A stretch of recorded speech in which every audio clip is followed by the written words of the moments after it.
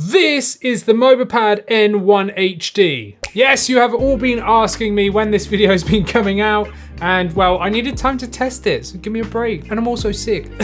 So yeah, this is the MOBAPAD N1HD. We've all been waiting quite a long time for this, I feel like. And well, it's finally here. We've got it in white and black. We'll unbox the black one in a moment. But yes, this is it. And let me just run through the specs straight away. We do have NFC, as we've come to expect from MOBAPAD now. We've got Hall Effect analog joysticks, which we want, of course. We also have 6-axis gyro. We have a settings button, apparently. We've got liquid silicone face buttons just here. We've got HD rumble, as we'd want, Alps HD rumble, as they like to use in, you know, most of their stuff. I mean, we've got the M1HDs, the Joy-Cons, which are like the best Joy-Cons you can buy, and those also have HD rumble and Hall Effect sticks as well. And of course, we've got back paddles just here, which are very, very clicky and nice. Like, they're super consistent. I find back paddles just are normally really mushy. Companies just throw them in as an afterthought and just go, yeah, whatever.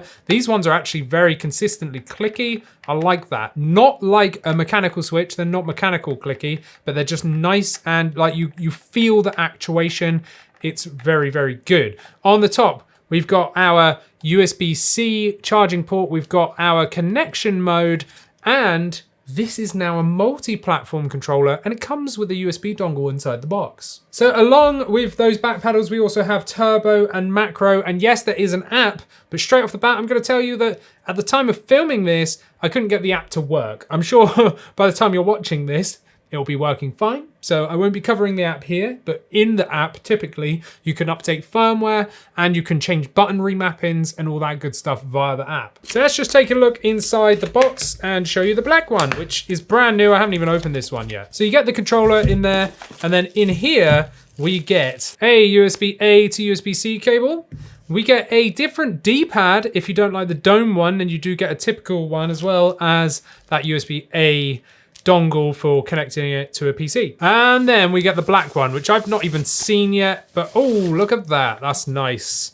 Very nice. They've got this lovely like texture on here, which is just straight up plastic, but is not a fingerprint magnet at all. Very, very nice and subtle. Lovely like etched in grips on the back just there, which feel really nice in the hand. Very nice controllers just here. I like the white one a lot, but the black one's also super nice. Oh, and they also do like a pink one, which they didn't send. Now, of course, because this has HD rumble linear motors, right, it can replicate sound, just like the original official Joy-Cons have HD rumble. This does too, right? So if I wake the switch with the home button, because it also has wake from sleep, right? Let me turn on the controller. Did you hear that? Boop, boop, boop, boop. That's pretty cool. It's making that noise via the rumble motors.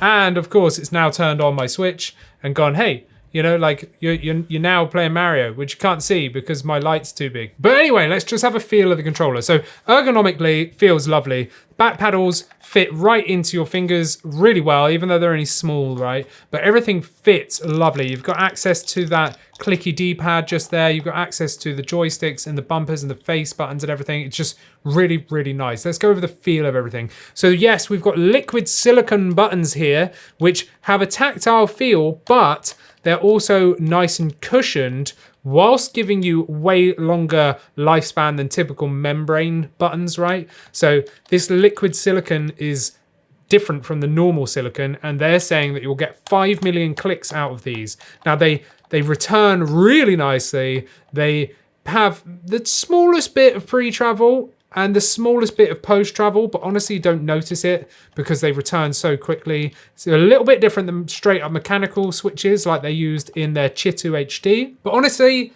these are super nice, and I kind of prefer these because they're smaller, they stick out a little bit more, they're a bit more rounded and domed. The MOBAPAD Chitu HD, right, was very flat, and the buttons were really wide and very low. I think I prefer these buttons, which is saying something because I really like that other controller. The D-pad is exactly what we see on the M6HD Joy-Cons, basically. You still have that removable piece and you can swap it over to like a standard one, which is inside the box. I personally like these, you know. You still get like an 8-way input. So if I press down and then rock left and right, like you can see Mario's moving left and right. So there's no like 4-way mode, but you know, I don't dislike the D-pad. So that's that.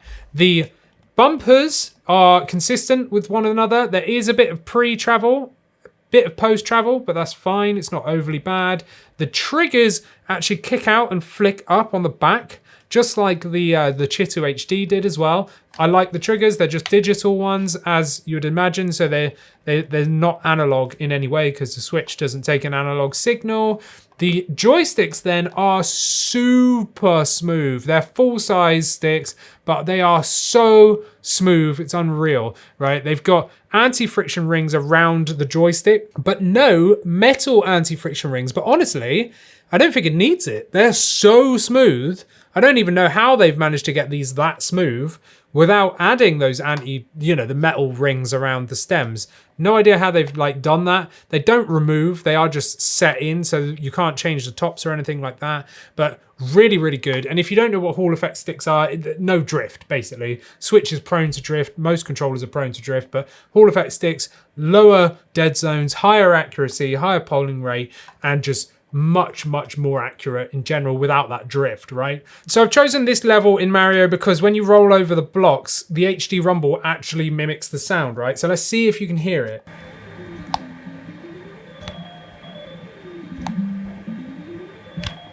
Hopefully you can hear that. It is super clear. I've tested other controllers with HD rumble in them before, and the chassis rattles, and they always sound a bit like, I don't know, it just sounds a bit wrong. This is very, very clear and really nice HD rumble. You know, it feels good as well. So obviously you can hear it with your ears, but the feeling of it is good as well. It's very, very similar, if not as good as the official Pro controllers from Nintendo on the HD rumble side. And that is a big feature because most third-party companies just don't even bother with HD rumble. They just go for typical, rumble that's just got one setting or whatever. This is way better. Now let me show you that turbo. So we've got one button on the front there, and that's going to do everything for you. So let's turbo on B. So I'm going to press the settings button and B, like so. And then when I press and hold it, a light's going to flash down there, and now Mario's going to jump for me like a crazy over there whilst I'm holding the button. If I let go, he stops.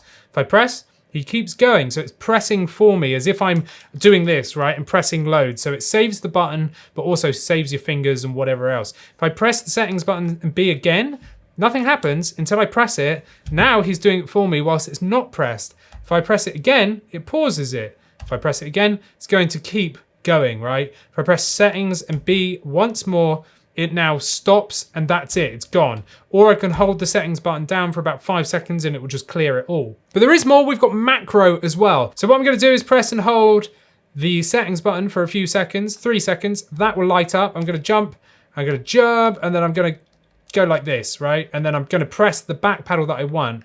And now I press it once and you can see that Mario's doing that input for me. So if I just get over this, he's even doing the right movement that I asked him to do. So I said, go right and do that, right? And we can also macro loop that by pressing the settings button and then that back paddle.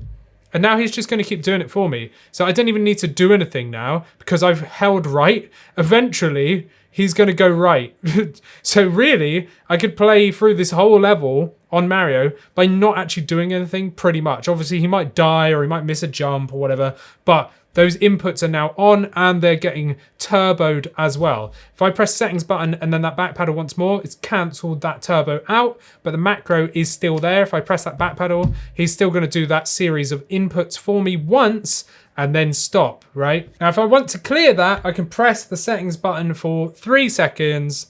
The purple light will light up and then I'll leave it for a sec and then press that back paddle and now it's cancelled it out.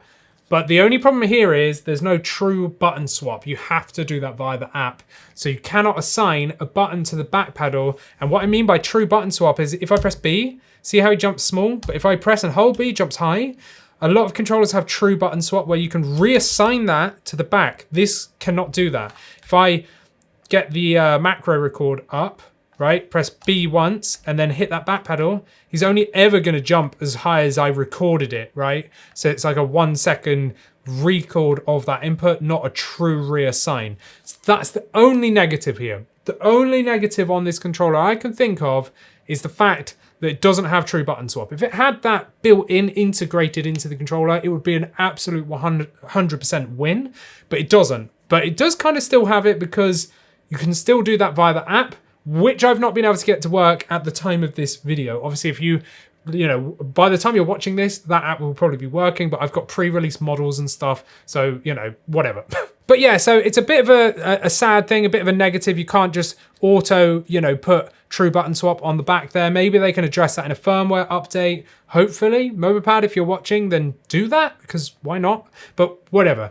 How much does this cost? Well, this comes in at like $45, or I imagine about 35 to 40 pounds. Is that worth it? Yeah. We've got liquid silicone face buttons, Hall effect sticks with anti-friction rings, which are super smooth. Some of the smoothest I've ever felt, rivaling the GulaKit KK3 Pro, right? Which previously was the one that I think has the smoothest sticks. This is up there. This is absolutely up there. It really is. You've got changeable D-pad, you've got decent triggers and bumpers and everything. Like, you've got the back paddles, you've got turbo, macro, the app. This is a solid controller with NFC and gyro as well, right? It's a really all-rounded controller here. It's only that negative of no true button swap, which lets it down for me, but ultimately it's not really a letdown. It's just something I would have liked to have seen. So yeah, MOBAPAD done it again. This is a solid controller. Remember, there's 3 different colors as well. Oh, and don't worry about the website showing like weird like price reductions. They always put like a higher price and then put it at like a lower price and then just never change it. So yeah. Let me know what your thoughts are of the N1HD down in the comments. Is it as you expected? Are you going to pick one up? I'd love to know. Let me know. Like this video, subscribe, become a member, and you can see these videos early, and talk to me and AJ over on our private Discord. And talking of AJ, check out our podcast over here and check out another video from me down here. Bye.